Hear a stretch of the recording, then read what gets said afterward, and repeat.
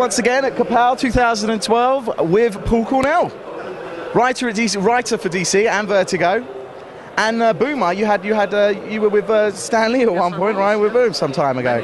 Many years ago. So what are you up to and what have you been doing? Well, I'm writing DC-wise, I'm writing Demon Knights for them, and for Vertigo I'm writing Saucer Country. And I've had a wonderful chance to hang out with the people from DC and with the audience at this enormous event behind us. This is actually a matter of forced perspective. I hope the audience realise this. This is a model behind us with a very, very tiny number of small people. It's like clay people out there. We are towering over them like giants. If I reach my hand back there, I could actually grab one of them around the head and eat them. That would be... Don't do that. It would be messy. Anyway, I think. I see you're sporting an Avengers. Absolutely. Well, there's been the big movie recently, and I just thought I'd get behind that. But it's not the Avengers that we know. Well, it is the Avengers that we know. It's not the Avengers the American know. So, look, we know that you've got a couple of issues coming out, but in the long-term future, is this the place to be for work? I think it's a brilliant convention. I think it's established itself as kind of the place where the audience comes, and where it's also one of the many places where professionals come. And it's a good place to be. Is it a common thing that that creators come down to the cons actually to find work at the cons as well? So that, because it's really, how many opportunities do the creators and the publishers get to meet anyway, apart from via email? Well, that's true, actually. I mean, the conventions in general are a very good way for up and coming artists and to some extent writers to meet editorial staff. I think I'm glad that connection is still there. Obviously, you've done a lot of work for DC. How did you find the New 52? What was going through your mind when you thought, right, I've got a fresh playing field? Well, it was nice that so many new genres opened up. I don't think a book like Demon Knights would have been viable before the New 52. The fact we've kept going and have a nice stable audience, that's down to the fact that the New 52 took some chances on, fantasy and war and horror stories. And they've kind of taken a lot of those what would have been Vertigo titles and now made them kind of DC titles with Swamp Thing and other main titles that you'd never really see before.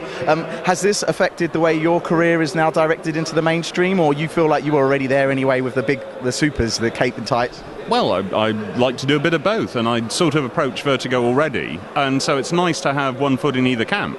Saucer Country is something I'm amazingly proud of, and the fact that it's the biggest selling non-Fables related title at Vertigo, that's a source of great pride to us. Ryan Kelly is really doing an amazing job on that artwork. He's scaring me every time. Well, you've got a bit of a name for yourself now as well. We should take that into some perspective, and you're becoming very well known in the comic community for quality work.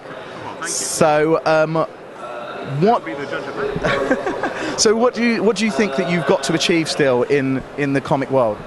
I'd like a dirty great long run of something, and I would very much like another crack at one of the big ancient titles, another run on something like Action Comics, another big name title. You want a really long run on it? Yeah, well, a really long run on anything. Right. But at the same time, however, I'm quite happy with the two I've got, so that would mean trying to juggle three, which is perhaps within human possibility, I don't know. What's it like actually having to write multiple things at the same time? I mean, you've got to put on different hats all the time, I suppose, to concentrate. Is it very difficult to swap in and out of characters? Not so much characters, but media. I have difficulty in moving between prose and comics on the same day.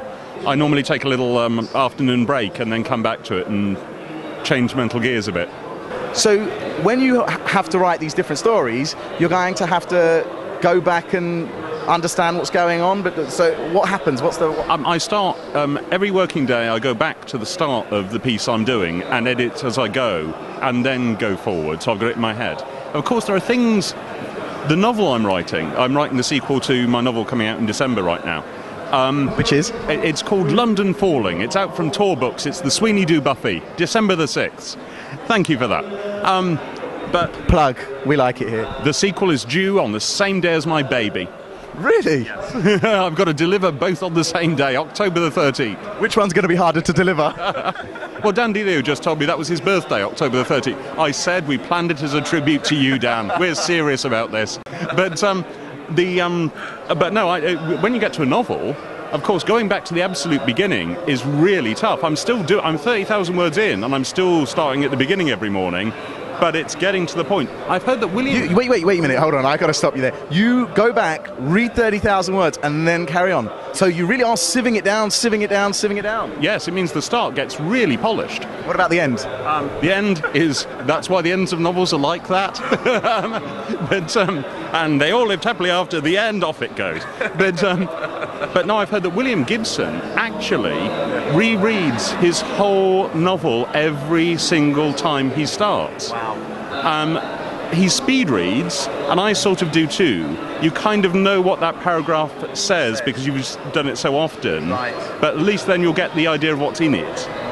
And I particularly am very prone to suddenly having my characters do something which completely ignores what they've done before unless I do that. But anyway, we've been talking about the process.